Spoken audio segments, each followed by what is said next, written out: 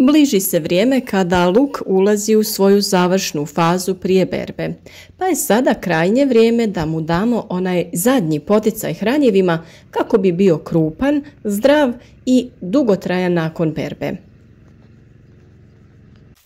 Možemo to učiniti na nekoliko načina, a mi ćemo sa vama podijeliti naš način prihrane luka u ovoj završnoj fazi. Bilo bi nam drago da naš rad podržite sa lajkom i javite nam se u komentarima, podijelite vaša iskustva.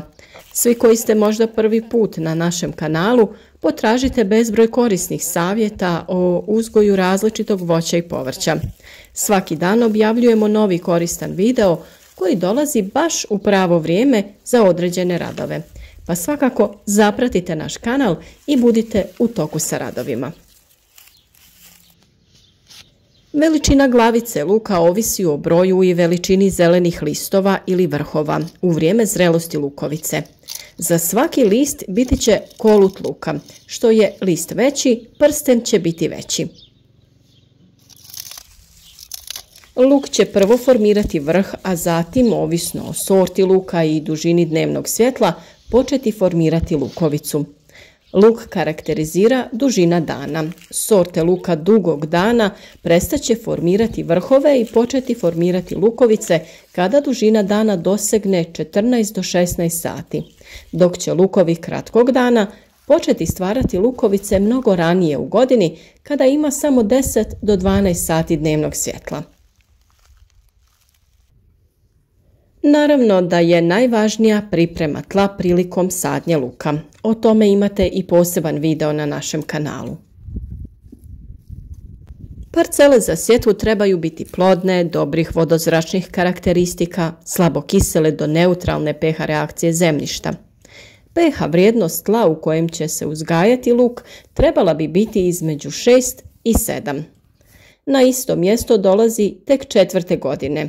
Sadi se poslije kultura koje su pognojene stajnjakom i koje ostavljaju nezakorovljene parcele. Dobri predusjevi za crveni luk su kupus, mrkva, grašak, grah, tikvice i druge povrtne vrste.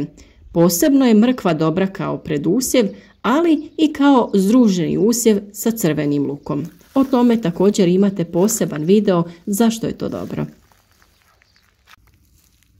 Prvo što smo uradili prije same sadnje jeste posuli drvenim pepelom naše gredice. Pepeo će djelovati kao dezinficirajuće sredstvo, kao zaštita od štetnika, ali i kao gnojivo, što je najvažnije. Protiv puževa, protiv lukove muhe, kao dodatak kompostu ili za obogaćivanje tla. Pepeo od drveta se koristi u vrtovima za brojne namjene. S obzirom na to da je pepeo nastao sagorijevanjem biljaka, on sadrži 13 osnovnih elemenata potrebnih za rast biljaka. Izvrstan je izvor kalcija, kalija i mikroelemenata za vrt. Njegova glavna zadaća u tlu je smanjenje kiselosti sredine, a luku je to prijeko potrebno jer ne voli kisela tla. Gnojidba luka je najbolja u prvih 7 dana nakon sadnje hranjivom koje osigurava opskrbu hranjivim tvarima. Prihranjivanje je važno kako bi se osigurala zadovoljavajuća veličina, težina i naravno kvaliteta. Elementi poput kalcija i bora su ključni za sprječavanje pojave truleži i duži vijek trajanja. A najvažniji elementi koji se moraju osigurati luku su dušik, koji je vrlo važan u početnoj fazi, fosfor i kalij. Oni se daju u omjeru 10-10-10 ili 6-4-8.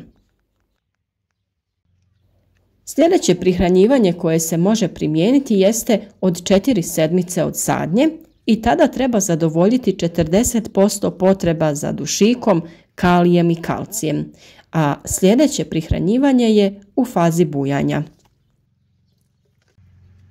Mineralnu gnojidbu za uzgoj luka uvijek treba uskladiti sa zalihama hranjiva u tlu, te određene količine hranjiva, osobito dušika, dodavati ovisno o potrebama za istim u određenoj fazi razvoja luka.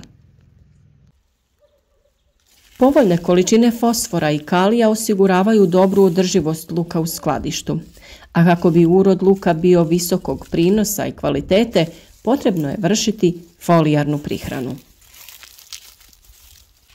Luk ulazi u završnu fazu razvoja te je od iznimne važnosti vršiti folijarnu prihranu, odnosno gnojidbu preko lista.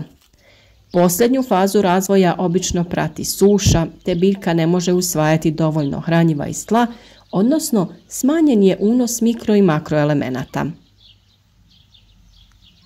Problem nastaje jer luk nema razgranat korijenski sustav, te si ne može priskrbiti dovoljno mineralnih hranjiva. Prilikom uzgoja luka treba obratiti pozornost na prihranu. U periodu formiranja lukovice i kada vladaju visoke temperature, luk se mora folijarno prihraniti i sa kalcijem. Kalcij možete pripremiti i sami tako što ćete ga pripremiti od ljuskih jaja i sirćeta. Link za video o pripremi ćemo staviti u opisu ovog videa. A možete i pronaći različita granulirana hranjiva koja se otapaju u vodi i prskaju po listu, kao i tekuća hranjiva koja se također primjenjuju folijarno. Prihrana različitim kristalonskim hranjivima može varirati ovisno o tipu tla, pH vrijednosti tla, osnovnoj gnojidbi, hibridu ili sorti luka, načinu uzgoja te drugim faktorima. Zato je važno s vremena na vrijeme odraditi analizu zemljišta kako bi znali čega to u zemljištu ima dovoljno, čega viška, a čega manjka. Ono sa čime ne možete pogriješiti jeste rastvor od pepela. Najvažnija stvar jeste to da je taj pepeo nastao isključivo sagorijevanjem drveta. Ne preporučuje se pepeo uglja niti peleta, jer taj pepeo sadrži različite primjese koje nisu pogodne za prihranu biljaka. Pepeo je bitno prosijati ukoliko se koristi za folijarnu prihranu biljaka, kako se ne bi oštetila prskalica. Ukoliko ćete sa ovim rastvorom zalijevati vaše biljke, onda nije potrebno cijediti. Na 1 litru vode dodajemo 100 grama pepela te ostavimo da stoji sat do 2 vremena.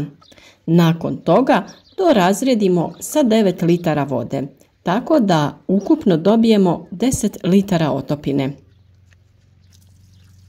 Mi smo ovu količinu duplo smanjili prilikom pripreme jer nam nije trebala tolika količina.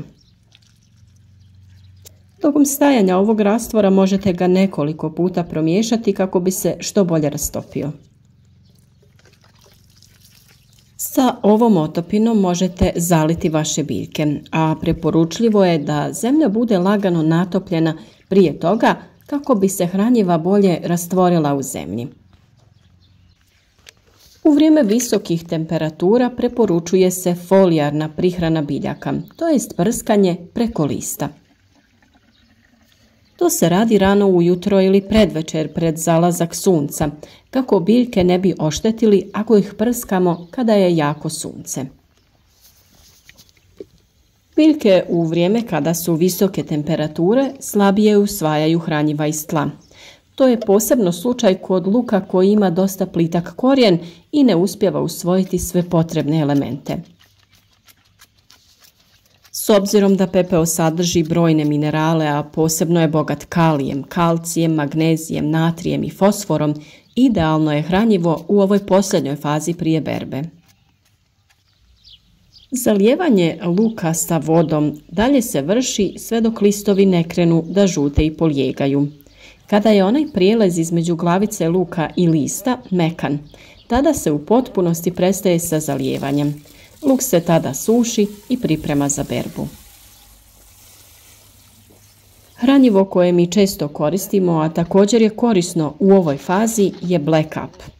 Black Up je proizvod namijenjen poboljšanju rasta i ishrane biljaka.